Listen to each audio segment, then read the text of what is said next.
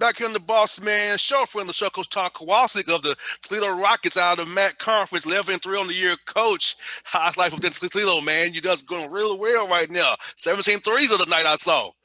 Well, JR, it's nice to be with you again. And yeah, we can shoot that thing. We got some guys that we can spread the floor, and we got a very skilled team. We've had some injuries. Our starting center, AJ Adu, is out for the year, and he's a very, very good player. But so we're not playing with a true post players. We're playing with really 5 perimeter guys that can all shoot it. And it's been a fun way to play, a fun way to coach, and certainly our team is showing that we're pretty good. How's the adjustment, Coach, losing AJ? Say you're anchor on your defensive end there, your post guy, and now playing 5 out, shooting threes was very fun to watch. But how's it for you guys kind of adjust losing him game 2 until now? Well, it's been different. I said to our local media, we've really kind of had to reinvent ourselves twice this year already, which in college basketball, as you know, is not very normal. You go through the first 40 practices going back from end of September. We had 40 practices, and we think we got a really good team. AJ, as you remember, is one of the more talented post players in mid-major basketball. He's a good player. Oh yeah, elite defender. Offensively, he's getting better, but he's a very good player. And then he last year he was out with an ACL, and then just an unrelated meniscus tear about 5 minutes into the Oakland game, which is our second game of the year. So we had to reinvent ourselves on the fly. We played Xavier the next day, and we kind of adjusted. We played with our backup 5 men, 2 guys, Luke Marenka and Jonathan Kumunga, who both probably aren't ready for starter minutes, and both were really recruited to be AJ's backup. And then we played at Marshall on December 16th. So we kind of weathered the storm for 2 weeks, and then December 16th, as you know, the NCAA changed that immediate eligibility waiver and allowed all transfers to be eligible. So at 5:20 or 5:30, before we played at Marshall at 6 p.m., literally we're in warm-ups, and we would get word that JT Shoemate, who's a 6'7" 4-man transfer, Division II transfer from Walsh, a good player, really active, really long, but he's not a center. We get word that he's eligible, so he plays 30 minutes in that overtime game and gets 12 points and quite a few rebounds and plays well. But he never even practiced with the gold team, the starters or the top 7 guys. We thought he's a redshirt guy, so he's on the scout team. So we had to reinvent it on the fly. He basically had no practice reps with the starters until after Christmas, because as you know, when you play 2 or 3 times a week, there really isn't time, to get better. It's more preparation for the next game. And we played Valparaiso at home. Then we had to play Northern Illinois in a conference game.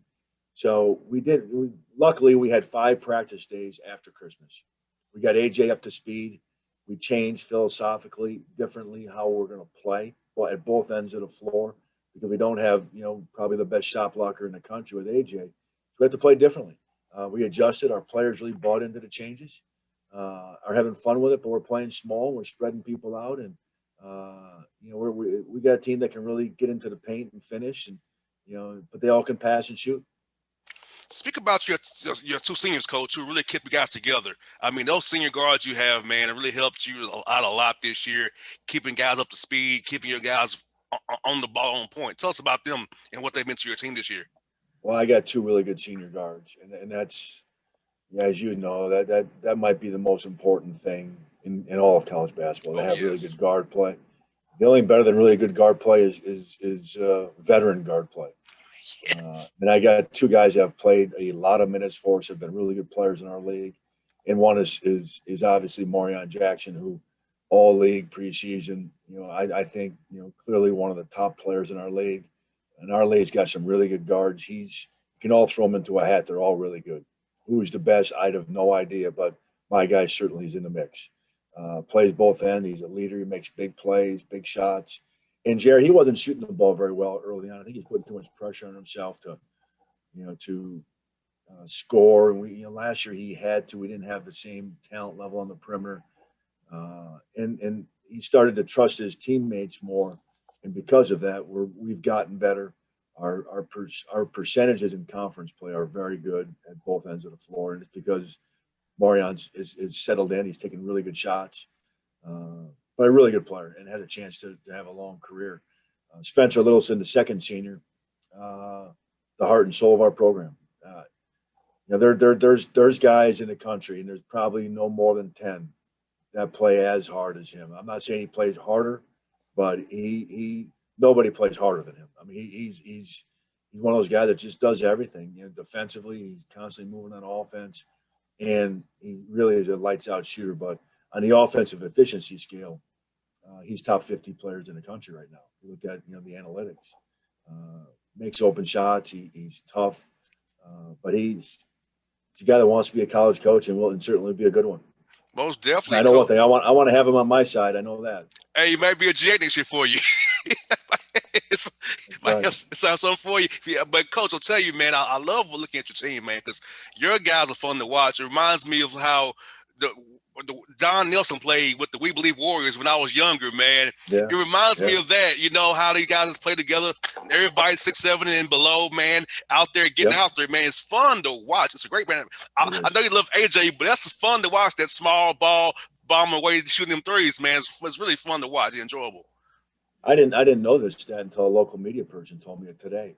But we've made more threes than anybody in the country. Wow.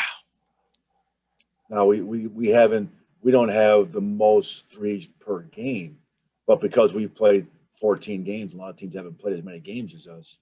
We've made more, and I think Spencer Littleson might be number one in the country at most threes made.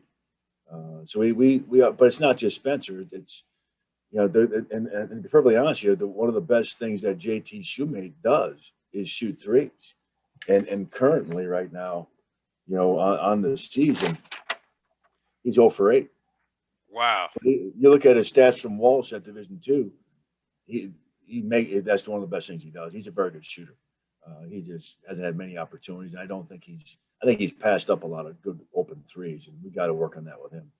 And Coach, you have 4 guys averaging 13 points or better, so the balance of your scoring is real great as well. Keeping your guys all sharing the wealth, having a good time scoring points for you guys this year, which keeping a lot of guys happy as well.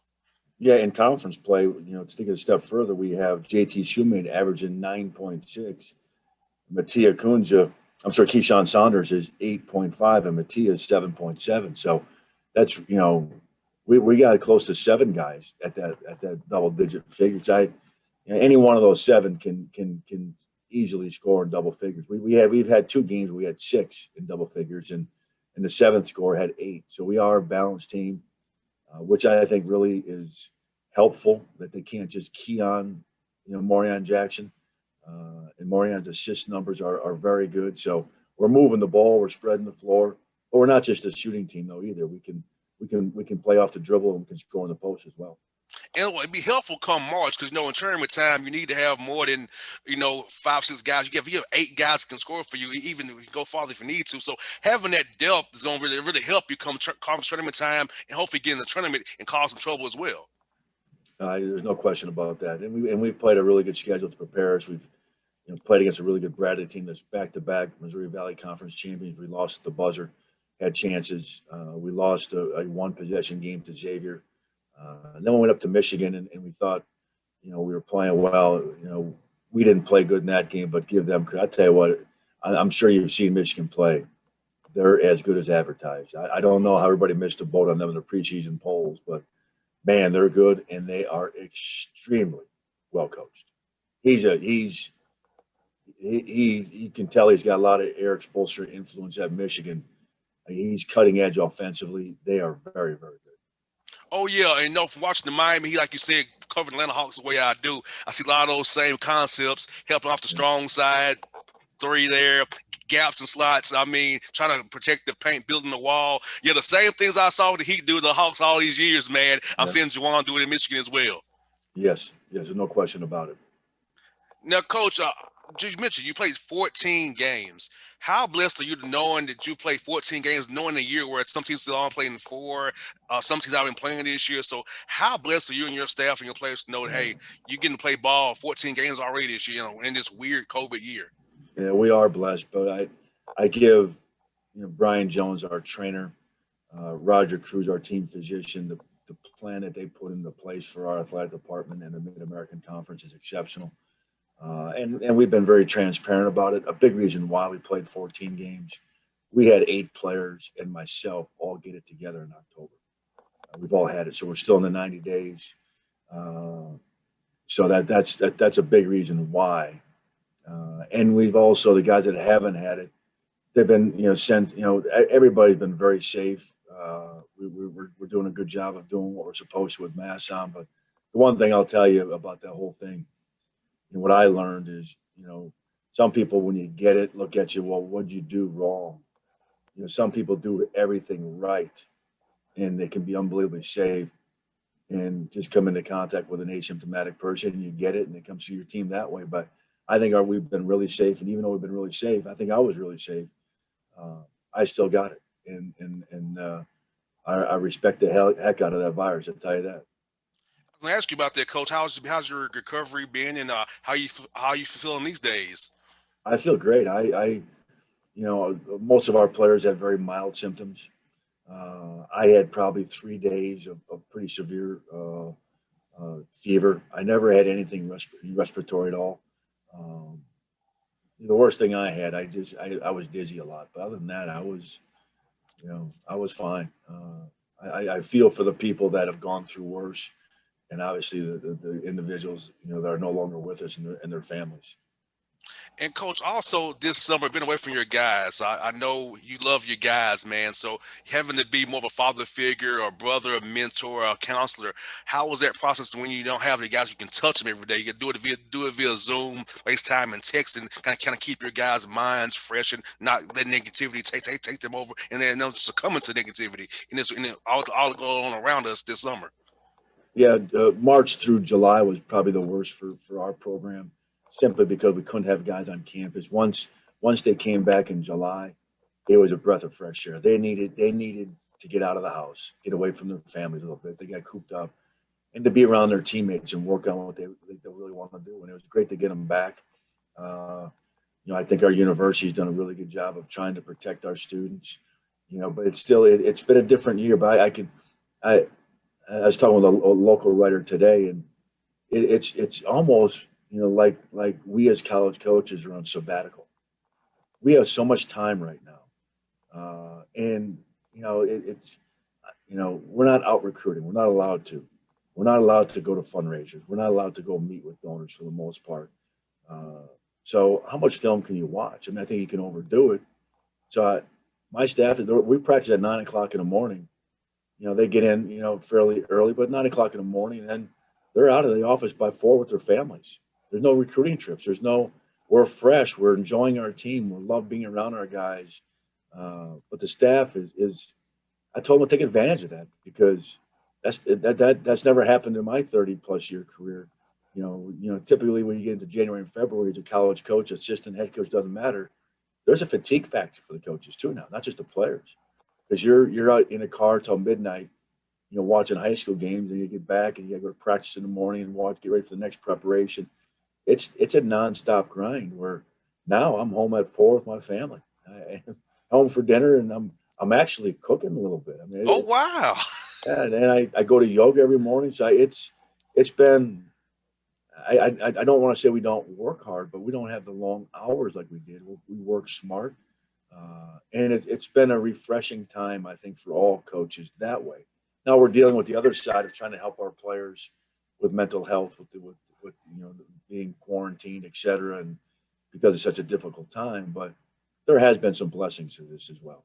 Yeah, Coach, it's funny you say that, because a lot of guys have told me they're more refreshed this year, and through all the COVID, they're more, like you said, they're at home or recruiting via Zoom. They have more time to actually be a father, be a parent, be a brother or a Yeah. son. So, Coach, you're not the only one. A lot of guys have told me all year long how good it is to have some time to themselves after basketball, and it had to be a person for once, not just a robot. And early on, in September, October, November, maybe there was a certain level of guilt that I had about not being in the office, I'm not working hard enough. And I'm over that guilt now. I'll tell you that. I mean, I'm appreciative. I'm thankful. you know, and part of it is because I love my team, I love my staff, and we got a chance to get better and really improve upon. I think we're a good team now, but I think we can get a lot better. Now, Coach, you keep Zoom a part of your recruiting going forward. I know some guys told me they will. Some guys don't want to use it as much as they are right now. So, what is your stance on using Zoom to recruit right now? With something you keep doing in the future?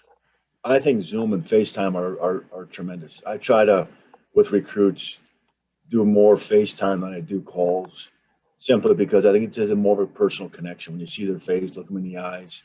Um, you know, and we'll see what happens. Obviously, going forward with recruiting, how many days we're allowed out. There's a lot of questions whether or not they're going to reduce the days. I have a feeling that they will for cost saving measures. And I think administrators are also looking at this thing, saying you can be efficient, you know, at half the days and half the cost and save some money, which every university, you know, is probably looking to cut corners in those ways. Most definitely. And now, Coach, coming up here Saturday, you got Akron, you know, a rival, instant rival there right down the road there from you guys. Tell us about the Zips and what you're looking forward to seeing them on Saturday, man. Reigning MAC champs, good team, best player in the league, and Lauren Christian Jackson last year. He's good. He's really good. Uh, you know, John Gross, a phenomenal coach, does an unbelievable job. They're a good team, you know, and we're going to have to play well on the road in order to do that. But you know, we've been a good road team for quite a few years, and our guys are confident on the road. And you know, we just got to go down there and play hard and uh, defend and not turn it over and see what happens.